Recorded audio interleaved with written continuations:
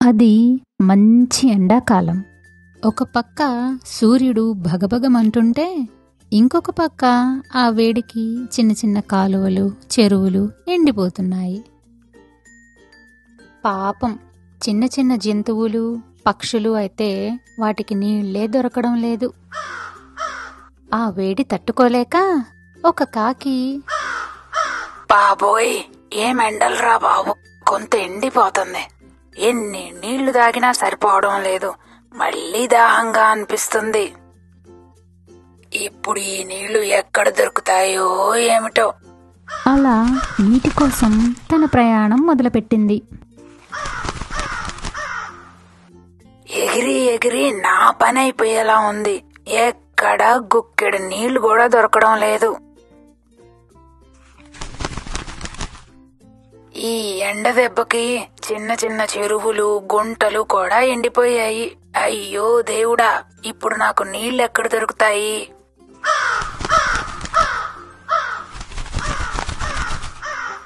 నీటి కోసం వెతుకుతూ ఉన్న ఆ కాకికి ఒక బావి కనిపించింది. అబ్బా, బావి, ఖచ్చితంగా నీళ్లు దొరుకుతాయి. పోయి హాయిగా తాగాలి అంటూ ఎంతో ఆశగా బావి దగ్గరకు వెళ్లి చుట్టుపక్కలంతా వెతికింది. ఏందిది, నీళ్లే లేవు.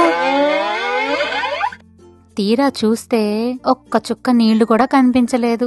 ఇంత పెద్ద బావే ఎండిపోయింది. ఇంకా నాకు నీళ్లేం దొరుకుతాయి?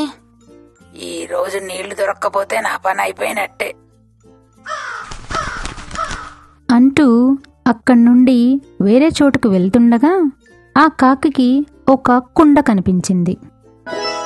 ఇదేంటి చిన్న కుండలాగుంది? అంత పెద్ద బావిలోనే నీళ్లు లేవు, ఇంత చిన్న కుండలో ఉంటాయా? అయినా వెళ్ళి చూద్దాం. అలా ఆ కాకి ఆ కుండ మీద వాలింది. అబ్బా దేవుడా, చివరికి నీళ్లు కనిపించాయి. ఇందాకటి నుంచి నీళ్ల కోసం వెతుకుతుంటే ఎక్కడా కనిపించలేదు. ఇప్పుడేమో గుక్కెడు నీళ్లు దొరికాయి కదా అనుకుంటే అవి కూడా అందడం లేదు. అయ్యో దేవుడా, ఎలాగైనా ఈరోజు ఈ నీళ్లను తాగాలి.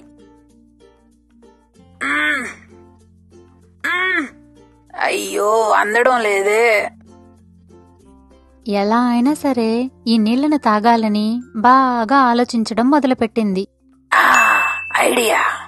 వెంటనే ఎగురుకుంటూ వెళ్లి ఆ చుట్టుపక్కల ఉన్న చిన్న చిన్న రాళ్లను తీసుకొచ్చి ఒక్కొక్కటిగా వేయడం మొదలుపెట్టింది. అలా ఆ కాకి ఒక్కొక్క రాయి వేస్తుండగా ఆ నీళ్లు కొంచెం కొంచెంగా పైకి రావడం మొదలయ్యాయి. అలా కుండ నిండా నీళ్లు రావడంతో ఆ కాకి ఎంతో హాయిగా దాని దప్పికను తీర్చుకుంది. అమ్మయ్యా, నా దప్పిక తీరింది. ఈరోజు ఈ నీళ్లే దొరక్కపోతే నేను చచ్చిపోయేవాణ్ణి. అలా కాకి సమయస్ఫూర్తిని వాడి తన దప్పికను తీర్చుకుంది. మనం కూడా కష్టం వచ్చినప్పుడు అయ్యో అని బాధపడుతూ కూర్చోకూడదు.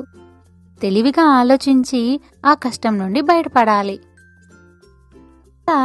కథ కంచికి మనం ఇంటికి. బాయ్.